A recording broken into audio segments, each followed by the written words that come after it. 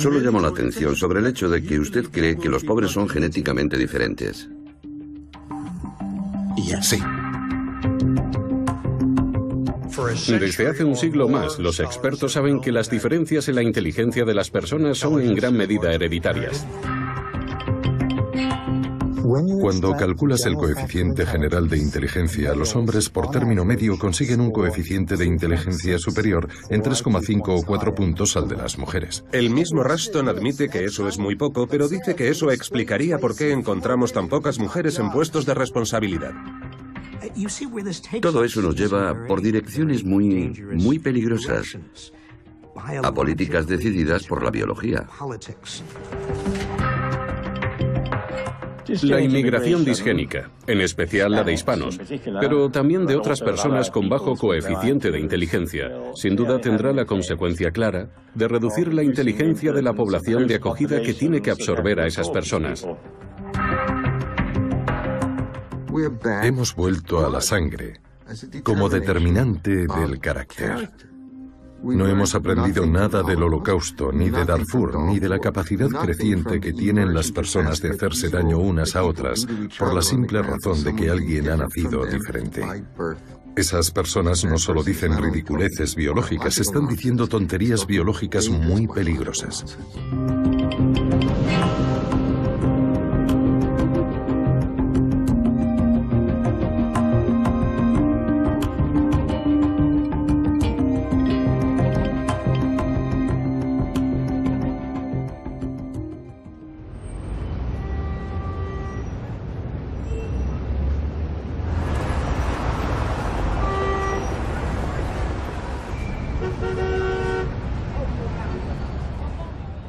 Existe la firme creencia de que las diferencias sociales entre ricos y pobres, entre la inteligencia de las personas, que todo está en los genes. Que es lo interno lo que determina todo, no lo externo. Lo externo es algo que tú haces con la política o la sociedad, pero la biología es interna. Esa es la idea por la que el gen lo determina todo, porque el gen es algo interno. Creo que es importante desmentir el mito del gen, que el gen es una falsa creencia que nos hace creer que los genes hacen de todo, cualquier cosa, y que son los responsables de todo lo que hacemos y todo lo que nos pasa en nuestra vida. Un nuevo estudio afirma que la variación genética es la responsable de la infidelidad o de la conducta promiscua. ¿Es usted liberal o conservador? En cualquier caso, pudo haber nacido predispuesto a ser una cosa o la otra. Según vuestros genes, sois una pareja extremadamente compatible en el aspecto sexual. ¿Hay algo en su ADN Os hemos examinado en busca del gen de la guerra. que les causa la ira? Y estos son los resultados. ¿Cree que los científicos han encontrado el llamado gen del crimen? El gen del cine de terror. El gen de Dios. Podría existir el gen del terrorismo. No hay evidencias de que exista ningún gen para todo eso. Y la biología molecular se ha convertido en una religión, en el sentido de que la gente la acepta sin cuestionarla. Y la gente que investiga al más alto nivel son sus profetas. Y cuando dicen algo, tú tienes que creer lo que los profetas o sus discípulos te dicen.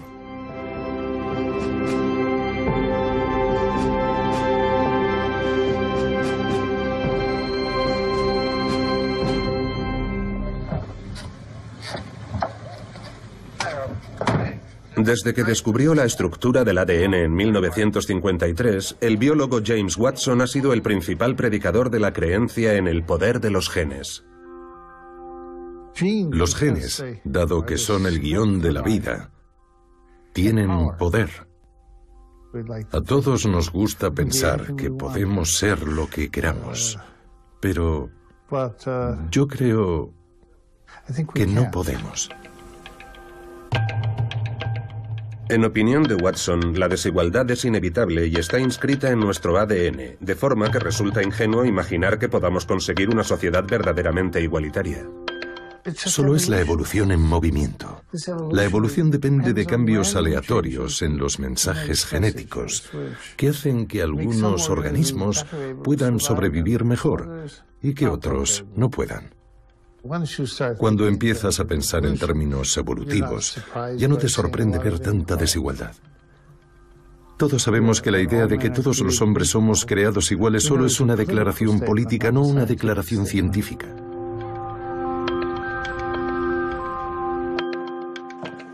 El biólogo Edward Wilson comparte la visión de Watson.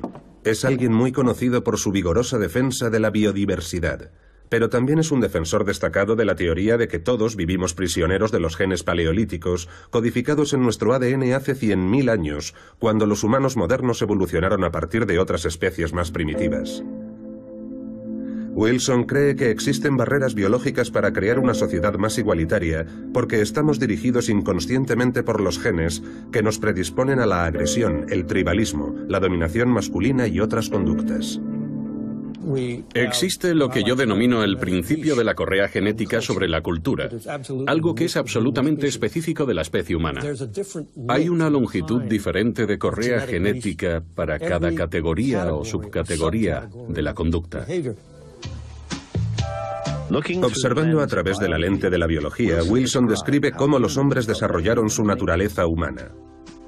Inicialmente los hombres eran cazadores, evolucionaron para ser agresivos y siguen siendo agresivos por naturaleza.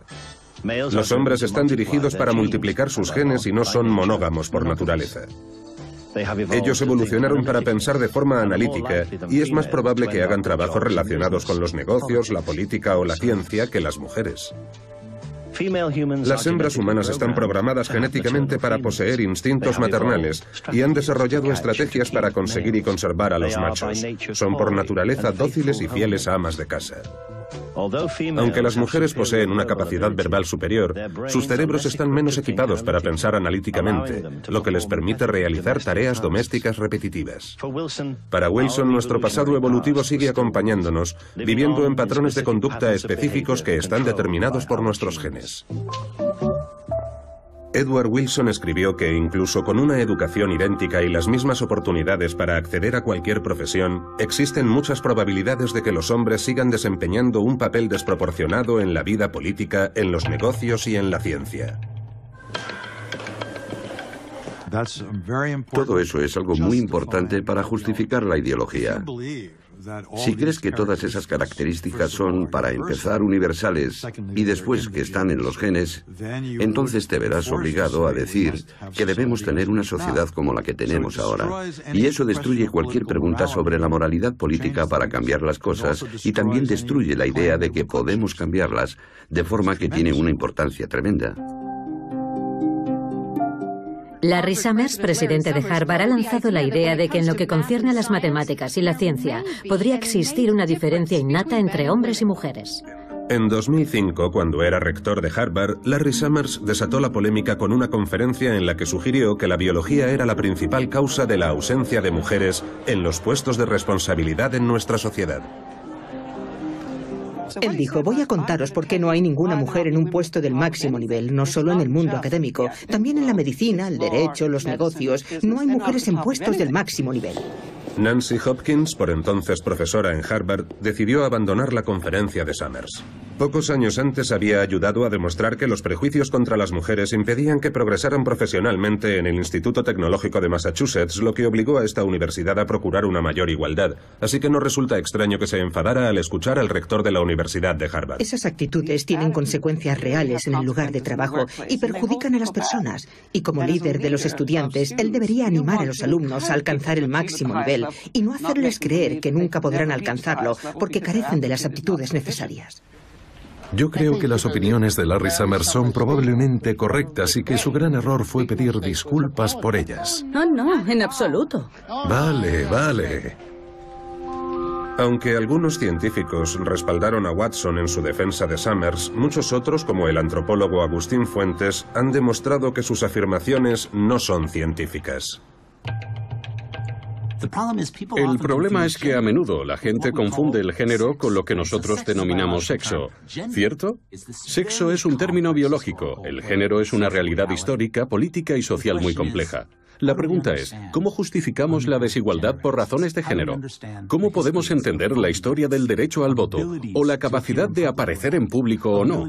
¿O la capacidad de poseer tierras o de ser considerado o no propietario? Eso no es biología. Eso no está en tu ADN. Eso está en nuestra historia política, económica y social. Pero se aprovecha de la biología diciendo, yo puedo identificarte como mujer y tú como mujer tendrás que vivir con eso. De forma que la biología puede ser utilizada, pero no explica la diferencia de géneros ni la desigualdad entre los géneros, y tampoco nos ayuda a entender el futuro de las relaciones entre los géneros. La creencia de que los genes y la evolución determinan nuestro lugar en la sociedad va más allá del género.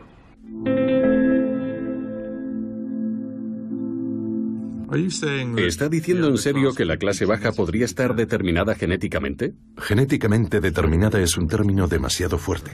Usted ha dicho, si la pobreza está determinada genéticamente, es evidente que la población por debajo de la línea de la pobreza de Estados Unidos tendría una configuración de su material genético relevante, significativamente diferente de la configuración de la población situada por encima de la línea de la pobreza. Eso es prácticamente una certeza.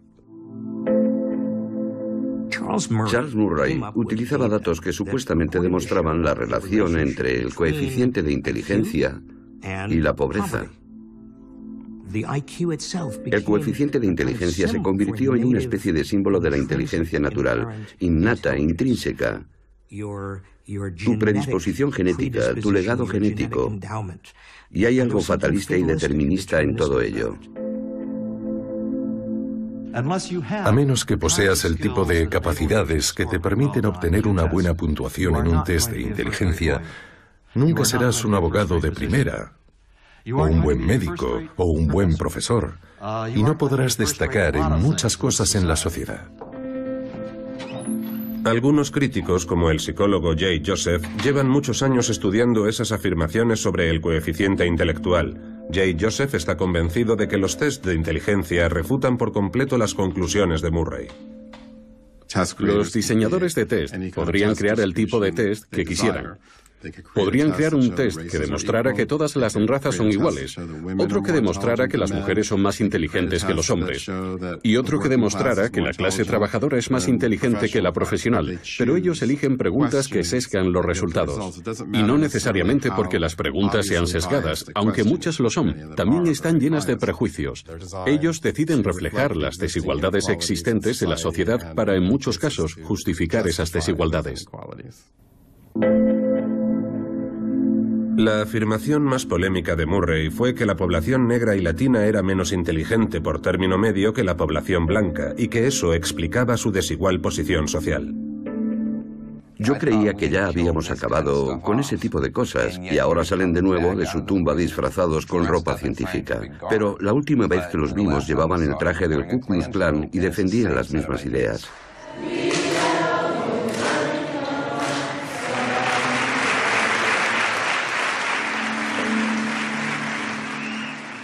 No acepto ninguno de los datos que ellos presentan. Alvin Poisson, un profesor de psicología de Harvard, retó a Murray a una serie de debates en universidades de todo el país. Si querían comparar científicamente las supuestas diferencias genéticas entre negros y blancos, entonces deberían haber seleccionado a un grupo de personas blancas con experiencias similares a las de los negros aquí, en Estados Unidos. Es decir, tendrían que haber buscado un grupo de personas blancas que hubieran sufrido 250 años de esclavitud, 100 años de leyes segregacionistas y la discriminación constante actual. Comparemos sus coeficientes de inteligencia y veamos cuáles son los resultados de esos test. Si le dices a la gente una y otra vez que son inferiores, algunos terminarán creyéndoselo y comportándose en consecuencia. La causa de que te sientas inferior no es innata ni genética, solo se debe a los mensajes que la sociedad te envía, de muchas formas, abiertas y muy sutiles. Más de 20 años después de la publicación de The Bell Curve, las afirmaciones pseudocientíficas sobre el coeficiente intelectual y las razas siguen generando controversias.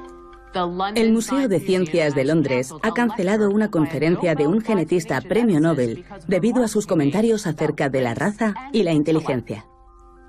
El doctor James Watson afirma, citamos, «Soy intrínsecamente pesimista acerca del futuro de África, porque todas nuestras políticas sociales se basan en el hecho de que su inteligencia es igual a la nuestra, mientras que todas las pruebas dicen que no es así».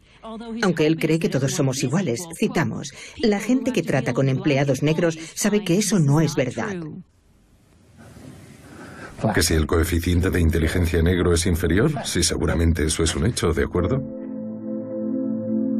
Opiniones como las de Watson nunca se han basado en la ciencia, pero aún quedan en peor lugar a la luz de las evidencias que confirman que en primer lugar no existen lo que llamamos razas, grupos diferenciados biológicamente entre los que establecer comparaciones. No existe una definición genética de blanco o de negro, o de asiático o de latino.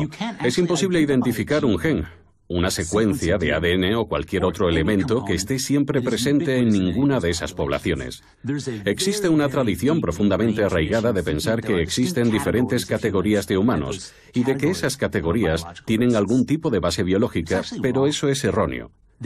Hay decenas de miles de poblaciones. La variación biológica es enorme entre los humanos y no se puede agrupar en razas. Bien, cuando reconoces que no existe una base biológica de la raza, que la raza es una realidad social, política e histórica, y que no está respaldada por la biología, entonces te ves atrapado en un dilema moral, porque existen desigualdades que no están causadas por razones biológicas, o haces algo al respecto o finges ignorarlas y no haces nada. La raza, la pobreza, el coeficiente de inteligencia y la genética se unieron en un hecho sorprendente, la crisis nacional por envenenamiento por plomo. Algunos padres demandaron a la industria por el devastador impacto que una neurotoxina tuvo sobre sus hijos. Es mucho lo que estaba en juego. La industria, para evitar un precedente que la hiciera responsable de miles de millones en indemnizaciones y gastos de limpieza, culpó a las jóvenes víctimas afirmando que tenían malos genes. Mi bufete lleva varias décadas representando a niños que fueron víctimas de envenenamiento por plomo. Y ni una sola vez hasta el día de hoy, la industria ha dado absolutamente ningún paso por retirar la pintura de hogares en los que aún hay niños viviendo, donde nuestros hijos siguen envenenándose. Y tal como reconocieron en 1957, esos niños podrían morir o sufrir daños cerebrales irreversibles. Steven nació en Milwaukee en junio de 1990. Durante los 3 primeros años de su vida ingirió pintura con plomo en su casa, lo que le provocó un envenenamiento tan grave que tuvo que ser hospitalizado. A pesar de los tratamientos médicos, Steven sufría daños cerebrales irreversibles. Carol, su madre, decidió emprender acciones legales contra los responsables. Carol luchó por ese caso. Ella quería que la industria de los pigmentos con plomo pagara lo que le había hecho a su hijo, no solo porque amaba a su hijo, sino también porque le preocupaban todos los demás niños que esos fabricantes habían envenenado.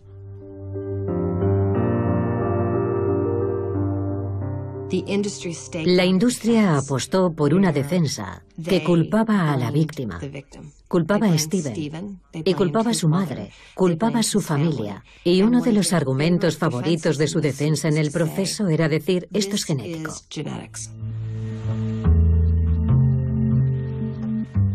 Doctora Heaven, ¿admite que usted no es neuróloga? No, no soy neuróloga. ¿Y que no es médico? No soy médico. ¿Y que no es genetista? No soy genetista. Había una neuropsicóloga de Boston llamada Nancy Heaven, que se ganaba la vida declarando a favor de la industria del plomo. Ella buscaba hermanos, medio hermanos, primos, primos lejanos, cualquier cosa que pudiera encontrar que tuviera la más mínima relación genética con Steven, y utilizaba sus calificaciones escolares e ignoraba todos los sobresalientes, notables y aprobados de sus boletines escolares. Esta es Pauline. Como podemos ver, cuando estaba en 9º curso, tuvo una nota media de 0,0, que es un muy deficiente, muy bajo. Heaven olvidó mencionar que Pauline, la hermana de Steven, no había podido asistir con regularidad a la escuela aquel año. Heaven simplemente utilizaba las malas calificaciones y los test de inteligencia que logró encontrar para convencer al jurado de que la familia de Thomas era poco inteligente por causas genéticas. Jennifer es la hermana mayor de Steven. Aquello fue horrible. Yo ya sabía que esas personas no eran mis amigas, pero mientras estaba allí dentro, tuve que oír algunas cosas que eran completamente falsas. Sacaban libros de notas que yo ya había olvidado, porque había logrado recuperarme y había olvidado todo aquello. ¿Qué tenían que ver mis notas escolares con lo que le hicieron a mi hermano pequeño? Y Heaven terminó diciendo que en realidad no importaba que el plomo hubiera afectado a Steven, porque él no iba a ser nada de ninguna forma. La industria de los pigmentos del plomo retrasó el caso de Thomas durante casi 8 años. Carol Thomas tuvo que declarar en 6 ocasiones. ¿Alguna vez fue expuesto a algún producto fabricado por mi cliente en Sherwin-Williams? Lo ignoro. Fueron horas y más horas de preguntas pensadas para humillar a la familia, pensadas para intimidar a la familia, solo porque esos abogados querían fundamentar su defensa en la genética. Carol Thomas no llegó a conocer el resultado del caso de su hijo. Murió de cáncer de pulmón antes de que acabara el juicio.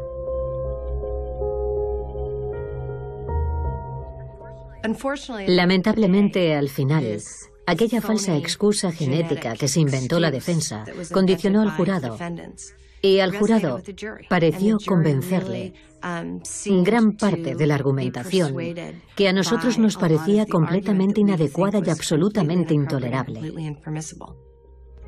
Y esto es América. Esa no es la forma en la que debería funcionar nuestra sociedad y no es la forma en la que debería funcionar la ciencia. Eso permite que todos esos niños caigan en el olvido solo por ser quienes son y por su origen. La industria de los pigmentos de plomo sigue utilizando la defensa genética en cientos de casos similares para salir indemne ante los tribunales. Tenemos que denunciar el hecho de que eso es ciencia basura. No hay ningún tipo de fundamento para ese tipo de argumentaciones. Esperemos que algún día la ciencia lo deje muy claro, que eso no es ciencia en absoluto. Mientras continúan las defensas genéticas y el determinismo genético señala a grupos de nuestra comunidad como biológicamente inferiores, muchos científicos dicen que la clave para crear una sociedad más igualitaria reside en la eugenesia, la mejora de la población humana a través de una mejor selección y de la ingeniería genética. Dicen que la única forma de cambiar el mundo es cambiando los genes. Esta es la revolución biomolecular, que promete una capacidad casi divina para manipular la vida en su nivel más básico. Nos permitirá cambiar nuestra herencia genética y potenciar nuestras capacidades, e incluso dirigir la evolución de la humanidad. Muchos científicos llevan el mito del gen a casi sus últimas consecuencias, que existe algo llamado el gen, y que una vez que hemos entendido eso, seremos capaces de manipularlo y modificarlo para explicarle a la gente por qué no existe la igualdad y para hacer mejores a algunas personas. Existe un 10% inferior que tiene verdaderas dificultades incluso en la escuela primaria. ¿Cuál es la causa de eso? Algunos dicen que es la pobreza y cosas así, pero probablemente no lo sea. Y bien, yo quisiera descartarlo. Yo quiero ayudar a ese 10% inferior.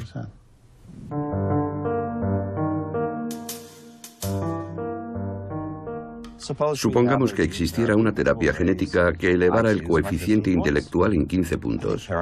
Yo creo que los padres tendrían derecho a introducir ese tipo de cambios en sus propios hijos. Si decimos que existe un gen que puede hacer a alguien más inteligente, o un gen de la criminalidad, eso crea el espejismo de que podrías cambiar ese hecho, identificando su gen, o bien prediciéndolo en embriones y fetos, e impidiendo que nazcan, o quizá buscando un tratamiento, con la así llamada terapia génica.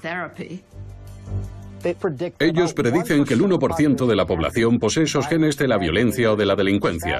El verdadero objetivo, según los médicos con los que hablamos de esto, es desarrollar tratamientos para contrarrestar esos genes y librarnos de la violencia. Es un campo muy interesante.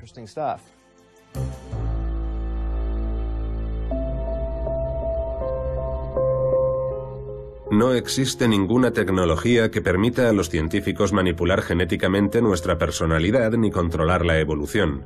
Pero sí existen personas que cargan actualmente con las cicatrices físicas y mentales de las tentativas pasadas para controlar la herencia mediante la eugenesia. Me llamo Willis Lynch, vivo en Wilmington, Carolina del Norte. Tengo 77 años.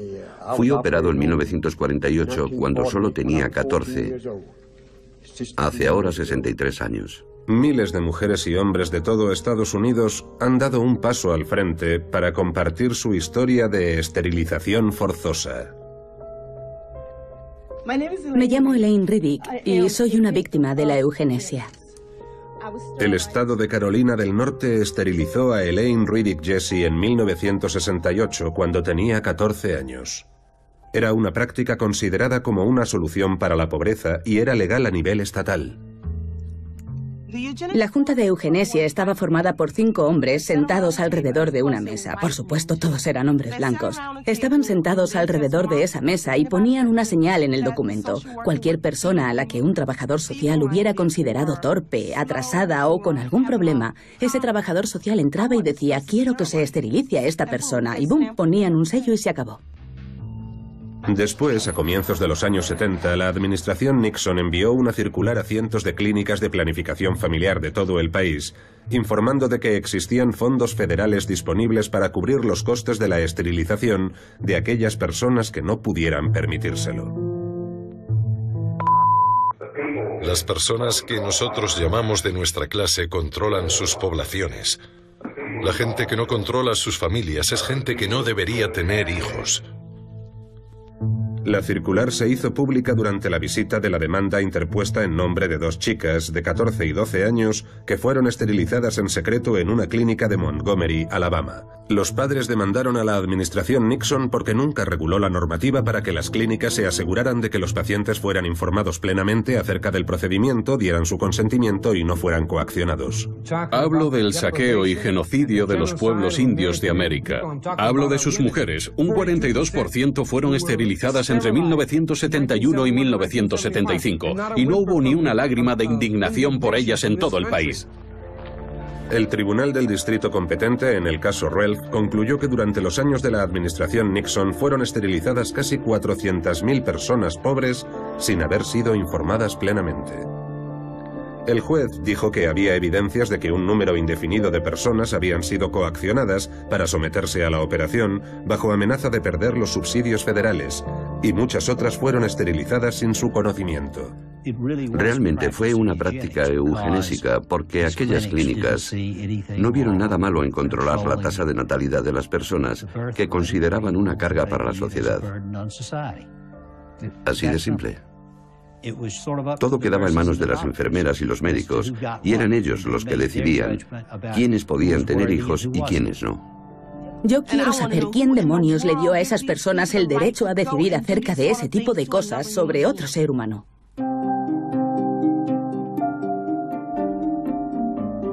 La eugenesia tiene una larga historia en Estados Unidos que se remonta a los inicios del siglo XX. Los crímenes cometidos en el nombre del gen se basaban en la creencia pseudocientífica de que la biología determina quiénes somos. Pero rara vez se cuenta esa parte de la historia porque cuestiona el concepto mismo de gen y revela que durante más de un siglo ese concepto nunca fue nada más que una fantasía de la imaginación colectiva.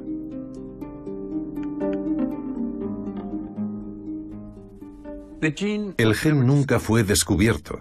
No fue un descubrimiento que hiciera alguien, que alguien mirara por el microscopio y dijera: «Ah, aquí está el gen». Al contrario, el gen era un concepto. Por eso podemos ver cómo a lo largo del siglo XX algunos descubrimientos científicos entraban en esa caja, en la caja conceptualmente prefabricada del gen. El monje austriaco Gregor Mendel nunca llegó a saber que sus experimentos en la huerta terminarían siendo utilizados para explicar la herencia del ser humano y su conducta. Su trabajo con guisantes le convenció de que las plantas transmitían elementos biológicos específicos de una generación a la siguiente de una forma predecible matemáticamente, y que algunos caracteres, como el color de una flor, no podían alterarse cambiando su entorno. De forma que se trasladó automáticamente sin haberse probado realmente desde el mundo de los guisantes que Mendel había estudiado, y se dio por hecho que el mismo principio podía aplicarse a todos los demás organismos, sobre todo a los seres humanos. Eso te permite separar cualquier cosa biológica de cualquier cosa llamada medioambiental, de tal manera que todos nacemos con un libro de instrucciones sobre lo que vamos a ser. Y no hay nada que podamos hacer para cambiar eso. La palabra fue acuñada, anticipando que existiera una unidad hereditaria que tuviera ciertas propiedades. Debía determinar todos los rasgos de un organismo. Debía marcar su ruta en el futuro, por así decirlo. Y la pregunta durante la primera mitad del siglo XX era, ¿qué clase de entidad tendría esas propiedades? La carrera comenzó cuando muchos laboratorios diferentes empezaron a perseguir su propia molécula favorita. Y aquellos biólogos físicos y químicos comenzaron a rebuscar para encontrar alguna encarnación física del gen.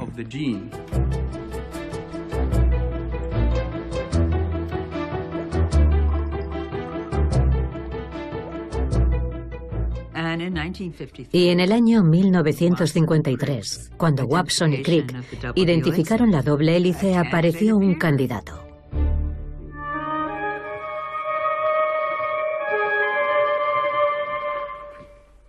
¿Podría ser esa complicada sustancia de largo nombre, la partícula hereditaria de Mendel, el gen mismo?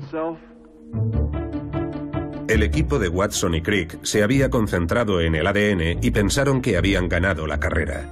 La molécula de ADN estaba compuesta por 4 sustancias químicas, así que concluyeron que las diferentes secuencias de esos elementos químicos determinaban rasgos diferentes.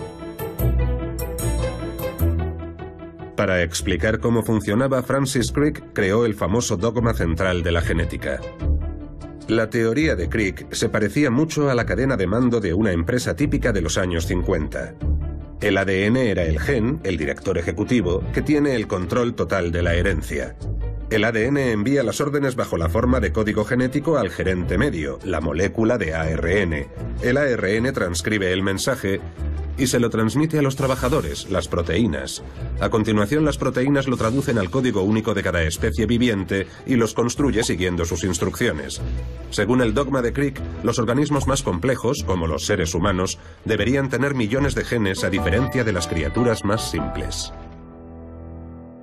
Debemos recordar que cuando Watson y Crick presentaron su teoría, dijeron claramente que se trataba de una hipótesis. No había evidencias que la confirmaran. El biólogo Barry Commoner rechazó inmediatamente el dogma central, incluida la idea de que de alguna forma el ADN pudiera reproducirse solo. Ofendía a mi sentido de la unicidad de los seres vivos, porque en ese trabajo se insistía en que algo absolutamente muerto, una sustancia química, era la fuente de la singularidad de la vida. Esa idea de una doble hélice mágica que encajaba perfectamente con la idea de que en nuestro interior existe una unidad biológica, que hay una cosa ahí dentro, que yo le paso a mis hijos, que tú pasas a tus hijos, y que eso es algo identificable y conocible como una sola entidad, y que esa entidad es el ADN. No es así, pero es una metáfora muy potente y una historia realmente buena.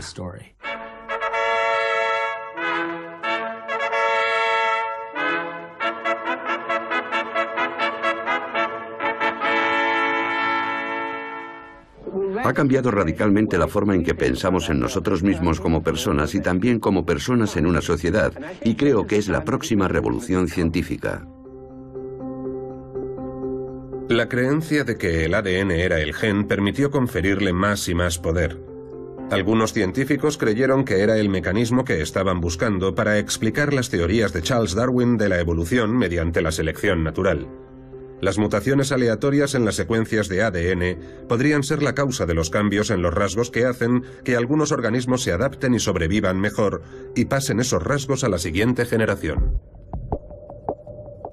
A mediados de los años 80, el concepto del gen alcanzó la cúspide de su poder cuando Richard Dawkins, el autor del libro Éxito de ventas, El gen egoísta, presentó su teoría.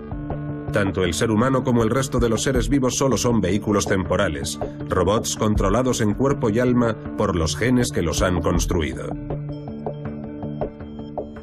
Yo quería presentar ante los ojos del lector la imagen del organismo, incluido el nuestro, como una máquina de transmitir los genes. He intentado cambiar el foco desde la idea del organismo como agente de la vida hasta el replicador inmortal, porque esa era y es la lógica de la selección natural. Pero la idea del ADN como la de un gen todopoderoso fue severamente cuestionada por los científicos cuando estos descubrieron que solo el 2% de una molécula está relacionado con la creación de proteínas. La mayor parte del ADN no parecía tener ninguna función concreta, de forma que se referían al 98% restante como ADN basura. ¿Cómo solo el 2% de una molécula podía contener las instrucciones de la vida? El descubrimiento llegó en un momento inoportuno. Las universidades y laboratorios del gobierno se habían vuelto moleculares y gastaban millones en la investigación del ADN. El rápido desarrollo de la tecnología de la secuenciación puso las bases para el sueño genético supremo: elaborar un mapa de la totalidad del ADN humano, basura incluida. El proyecto Genoma Humano. Ubicar los 100.000 genes que componen las instrucciones de la humanidad. El proyecto Genoma, en su esfuerzo por identificar los 100.000 genes que hacen de nosotros lo que somos... El Dr. Francis Collins era el director y coordinador de miles de universidades y laboratorios del gobierno que participaban en el proyecto. Las noticias sobre el proyecto Genoma también entusiasmaron a los inversores privados. El científico Craig Venter consiguió miles de millones de capital riesgo cuando comenzó su propio esfuerzo para mapear el genoma humano y se convirtió en el principal competidor del gobierno. Comenzó así una carrera para reclamar prácticamente cualquier fragmento de ADN con la promesa de lucrativas patentes sobre los genes. Pensad en las posibilidades, pensad en los beneficios. Mucha gente lo hace. Ya hay 300 empresas en el multimillonario negocio de la biotecnología.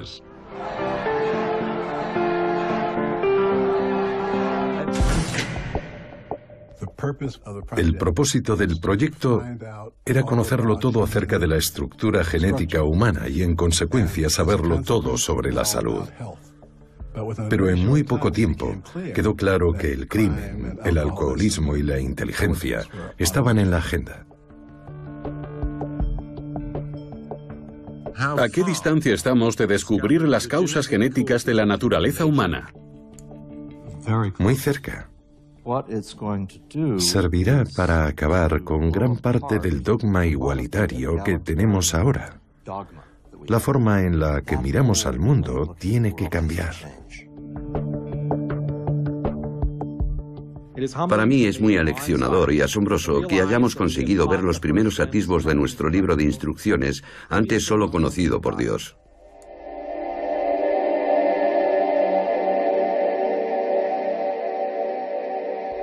Los científicos comenzaron a escarbar en los datos en busca de los genes.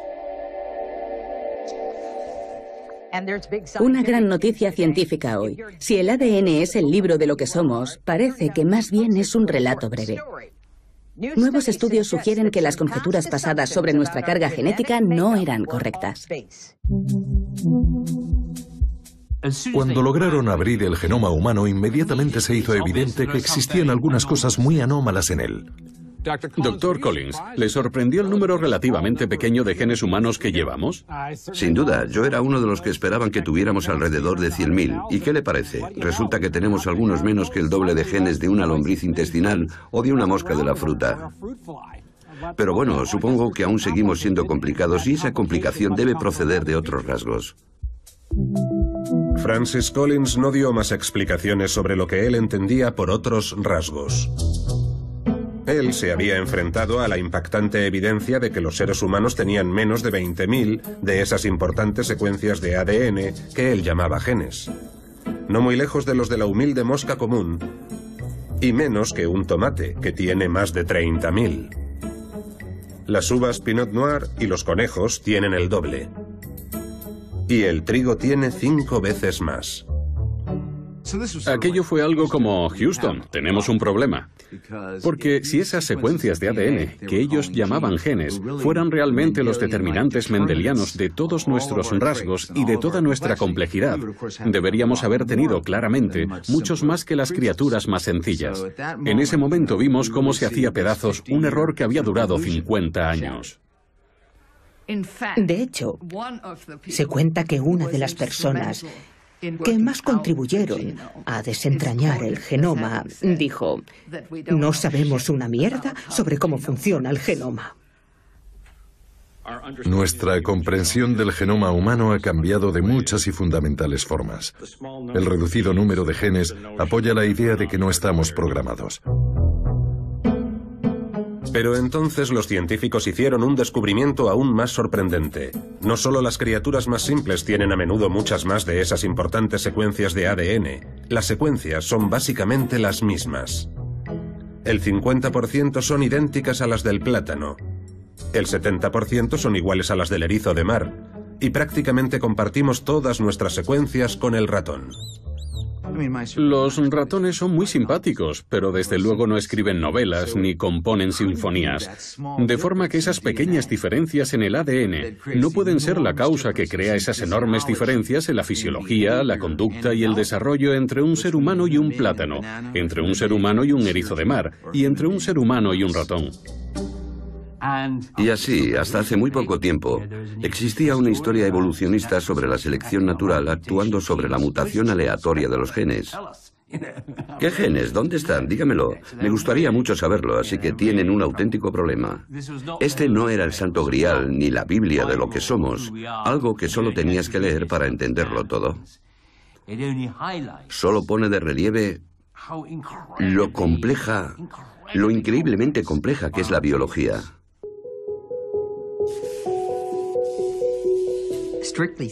Estrictamente hablando, el ADN no actúa en absoluto. El ADN es inerte. El ADN es algo sobre lo que hay que actuar. No se autorreplica. Tiene que ser desenroscado para que pueda expresarse. Hay millares de agentes en su entorno que operan sobre esa célula casi pasiva y muy estable de ADN.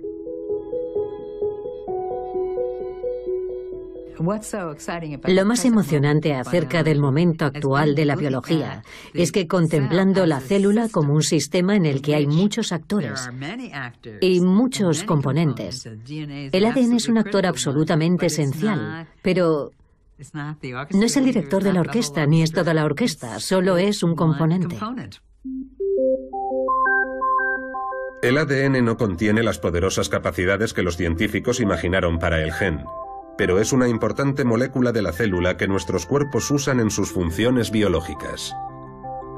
El ADN también puede ser contemplado como una especie de huella dactilar genética.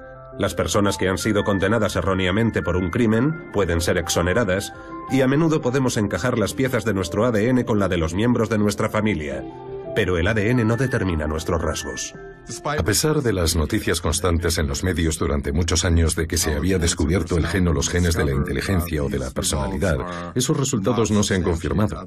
Otros equipos de investigación han intentado reproducir los resultados y no han podido, de forma que solo son falsos positivos o están basados en una metodología deficiente y han creado la idea equivocada de que la genética desempeña un papel importante en la psiquiatría y la inteligencia y en lo que los investigadores definen como personalidad. Es algo realmente extraordinario, porque nos dicen que no existen barreras psicológicas para tener una sociedad más justa, más igualitaria, más humana.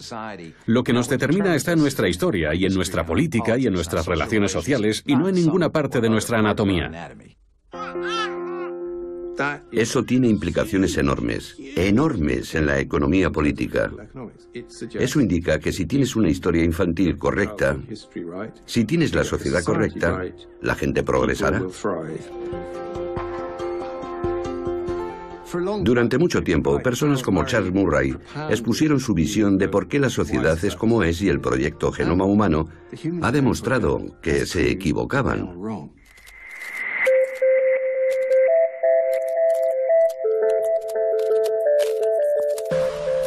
Ahora sabemos que los científicos nunca encontraron el gen que imaginaron hace 100 años.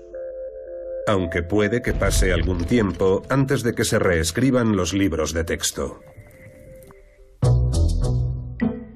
Un solo gen puede predecir las capacidades atléticas de su hijo. En los años posteriores a las revelaciones del proyecto Genoma, los medios siguieron informando con entusiasmo sobre descubrimientos genéticos no probados. Entre bambalinas, los científicos reconocían que su paradigma estaba en peligro. ¿Qué es un gen hoy? Yo creo que un gen es como el arte, ¿vale? Depende de tu interpretación. Si le preguntas a 10 personas, todas darán una respuesta diferente. Si intentas hacer el trabajo del diccionario Webster, entonces tienes un problema. Pero siguen igual.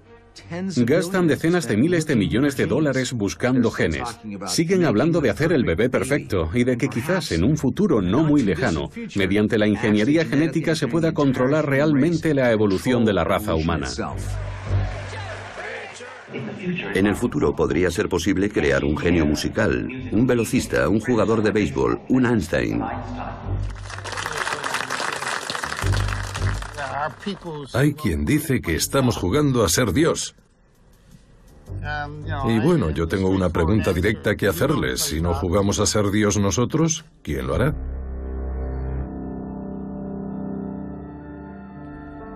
La desaparición del gen claramente no ha sido suficiente para disuadir a Watson y a otros de la fantasía de jugar a ser Dios. Y no ha impedido el resurgimiento de peligrosas ideas que tuvieron un papel determinante durante los tiempos de la eugenesia. Esas ideas, que eran ideas ridículas y que eran ideas desacreditadas de hace un siglo, vuelven a estar en boga.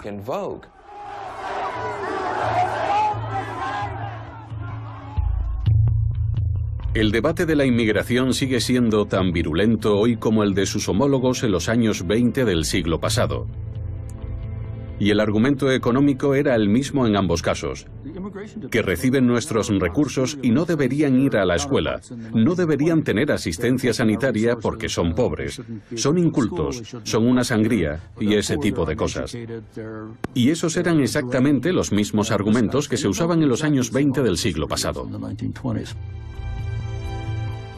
Entre la élite gobernante existe la creencia dominante en el darwinismo social. Y es algo oculto, es como si entrara por la puerta de atrás. Hay muy poca gente dispuesta a salir y decir, creo que las mujeres nacen diferentes a los hombres, creo que los pobres nacen inferiores, pero eso es realmente lo que ellos piensan cuando hablas con ellos. Su visión es regresar a la supervivencia del más fuerte y que el mercado debería decidir, por ejemplo, qué personas deben sobrevivir. Y que el gobierno no debería desempeñar ningún papel. Lo único importante es que cada uno vaya por su lado. Usted pide que se elimine la asistencia sanitaria básica, los cupones para alimentos, el desempleo, las indemnizaciones a los trabajadores, la vivienda protegida, absolutamente todo. Absolutamente todo. Pero eso dejaría a un empleado en edad de trabajar sin otro recurso que el mercado laboral, los miembros de su familia, los amigos y los servicios sociales financiados localmente. Ya no hay más comida. Pueden venir el próximo lunes a las 2 en punto. Por favor, que levanten las manos quienes han venido a ver al dentista. Tenemos muy buenos doctores, especialistas en cáncer, en huesos. Cuando la gente tiene la oportunidad de ver las consecuencias de esas ideas, se siente repugnada, no solo los estadounidenses, todas las personas del mundo. Los seres humanos no son así. Eso no es lo que somos. En realidad, si nos fijamos en lo esencial, lo que mantiene unida a nuestra sociedad es el altruismo. Saber que todos y cada uno de nosotros tenemos que dar un poco para estar mejor colectivamente. No es la supervivencia del más fuerte en absoluto.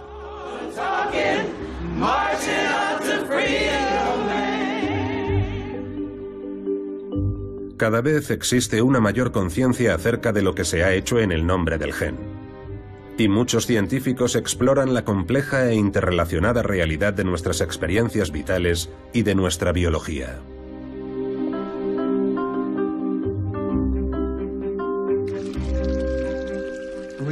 Comprender que el concepto del gen solo es una palabra vacía es algo muy liberador. Te das cuenta de que existen posibilidades de que las cosas cambien, de que en realidad somos organismos dinámicos que están influidos y que también influyen por todo lo que nos rodea. Es extraordinario lo mucho que eso puede mejorar tu vida. De repente se convierte en otro tipo de vida, adquiere otro color. Y en cierto sentido, se convierte en algo mucho más interesante, mucho más fascinante.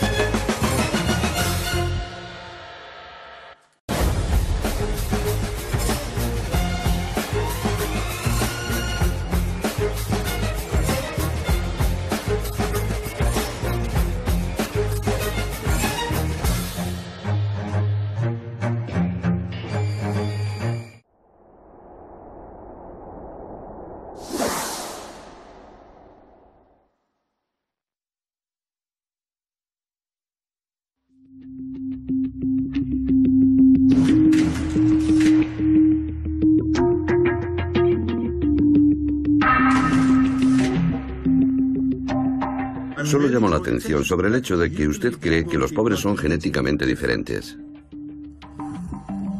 Sí. Desde hace un siglo más, los expertos saben que las diferencias en la inteligencia de las personas son en gran medida hereditarias. Cuando calculas el coeficiente general de inteligencia, los hombres por término medio consiguen un coeficiente de inteligencia superior en 3,5 o 4 puntos al de las mujeres. El mismo Rushton admite que eso es muy poco, pero dice que eso explicaría por qué encontramos tan pocas mujeres en puestos de responsabilidad. Todo eso nos lleva por direcciones muy peligrosas, a políticas decididas por la biología. La inmigración disgénica, en especial la de hispanos, pero también de otras personas con bajo coeficiente de inteligencia, sin duda tendrá la consecuencia clara de reducir la inteligencia de la población de acogida que tiene que absorber a esas personas. Hemos vuelto a la sangre como determinante del carácter. No hemos aprendido nada del Holocausto, ni de Darfur, ni de la capacidad creciente que tienen las personas de hacerse daño unas a otras por la simple razón de que alguien ha nacido diferente. Esas personas no solo dicen ridiculeces biológicas, están diciendo tonterías biológicas muy peligrosas.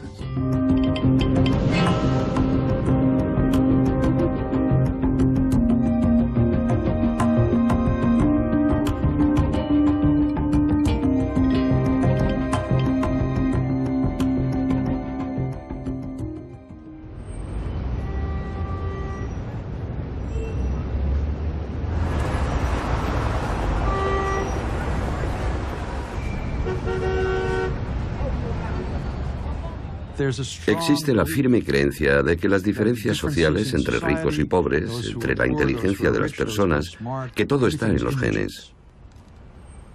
Que es lo interno lo que determina todo, no lo externo. Lo externo es algo que tú haces con la política o la sociedad, pero la biología es interna. Esa es la idea por la que el gen lo determina todo, porque el gen es algo interno. Creo que es importante desmentir el mito del gen, que el gen es una falsa creencia que nos hace creer que los genes hacen de todo, cualquier cosa, y que son los responsables de todo lo que hacemos y todo lo que nos pasa en nuestra vida. Un nuevo estudio afirma que la variación genética es la responsable de la infidelidad o de la conducta promiscua. ¿Es usted liberal o conservador? En cualquier caso, pudo haber nacido predispuesto a ser una cosa o la otra. Según vuestros genes, sois una pareja extremadamente compatible en el aspecto sexual. ¿Hay algo en su ADN Os hemos examinado en busca del gen de la guerra. que les causa la ira? Y estos son los resultados. ¿Cree que los científicos han encontrado el llamado gen del crimen? El gen del cine de terror. El gen de Dios. Podría existir el gen del terrorismo. No hay evidencias de que exista ningún gen para todo eso. Y la biología molecular se ha convertido en una religión, en el sentido de que la gente la acepta sin cuestionarla. Y la gente que investiga al más alto nivel son sus profetas. Y cuando dicen algo, tú tienes que creer lo que los profetas o sus discípulos te dicen.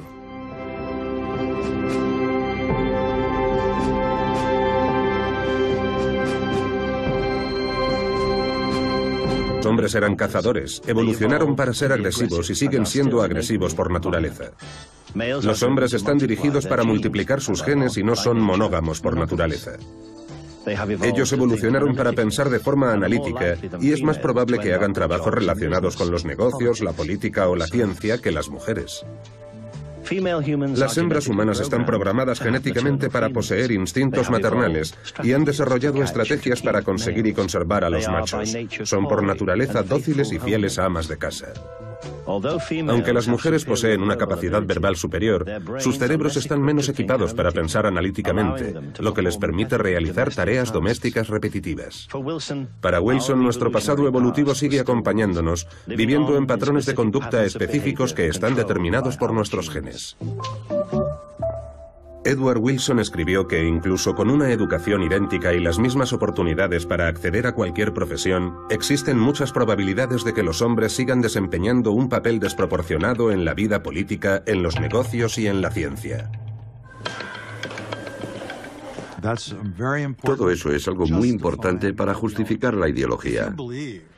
Si crees que todas esas características son, para empezar, universales y después que están en los genes, entonces te verás obligado a decir que debemos tener una sociedad como la que tenemos ahora. Y eso destruye cualquier pregunta sobre la moralidad política para cambiar las cosas y también destruye la idea de que podemos cambiarlas, de forma que tiene una importancia tremenda. Larry Summers, presidente de Harvard, ha lanzado la idea de que en lo que concierne a las matemáticas y la ciencia, podría existir una diferencia innata entre hombres y mujeres. En 2005, cuando era rector de Harvard, Larry Summers desató la polémica con una conferencia en la que sugirió que la biología era la principal causa de la ausencia de mujeres en los puestos de responsabilidad en nuestra sociedad. Él dijo, voy a contaros por qué no hay ninguna mujer en un puesto del máximo nivel, no solo en el mundo académico, también en la medicina, el derecho, los negocios. No hay mujeres en puestos del máximo nivel. Nancy Hopkins, por entonces profesora en Harvard, decidió abandonar la conferencia de Summers. Pocos años antes había ayudado a demostrar que los prejuicios...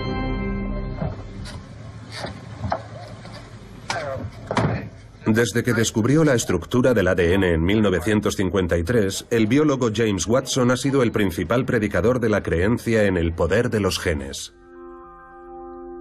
Los genes, dado que son el guión de la vida, tienen poder.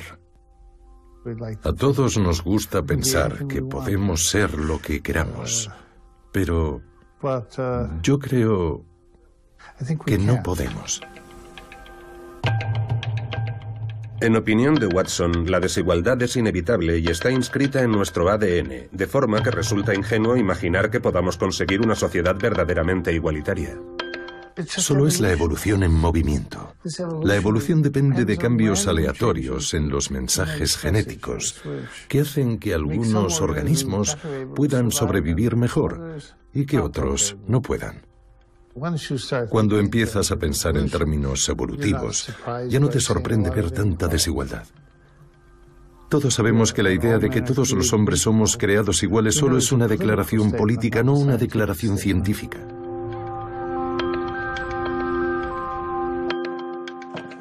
El biólogo Edward Wilson comparte la visión de Watson.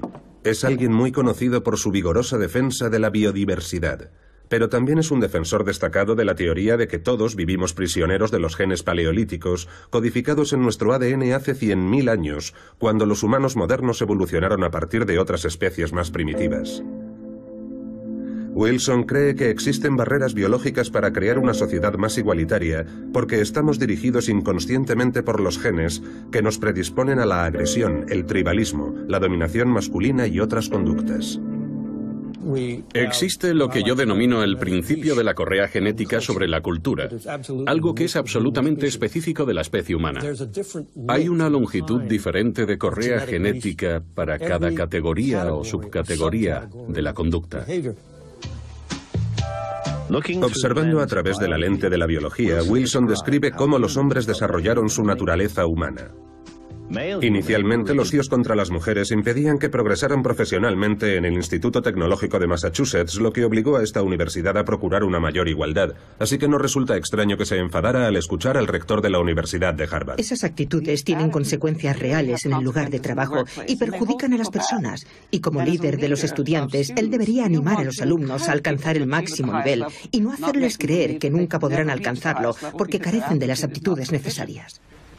Yo creo que las opiniones de Larry Summers son probablemente correctas y que su gran error fue pedir disculpas por ellas. Oh, no, en absoluto. Vale. Aunque algunos científicos respaldaron a Watson en su defensa de Summers, muchos otros, como el antropólogo Agustín Fuentes, han demostrado que sus afirmaciones no son científicas.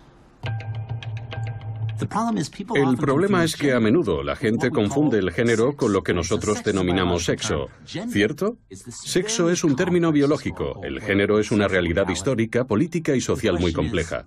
La pregunta es, ¿cómo justificamos la desigualdad por razones de género? ¿Cómo podemos entender la historia del derecho al voto? ¿O la capacidad de aparecer en público o no? ¿O la capacidad de poseer tierras o de ser considerado o no propietario? Eso no es biología. Eso no está en tu ADN. Eso está en nuestra historia política, económica y social. Pero se aprovecha de la biología diciendo, yo puedo identificarte como mujer y tú como mujer tendrás que vivir con eso. De forma que la biología puede ser utilizada, pero no explica la diferencia de géneros ni la desigualdad entre los géneros, y tampoco nos ayuda a entender el futuro de las relaciones entre los géneros. La creencia de que los genes y la evolución determinan nuestro lugar en la sociedad va más allá del género.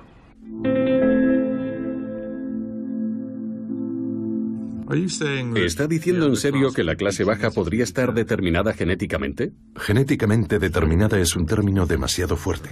Usted ha dicho, si la pobreza está determinada genéticamente, es evidente que la población por debajo de la línea de la pobreza de Estados Unidos tendría una configuración de su material genético relevante, significativamente diferente de la configuración de la población situada por encima de la línea de la pobreza.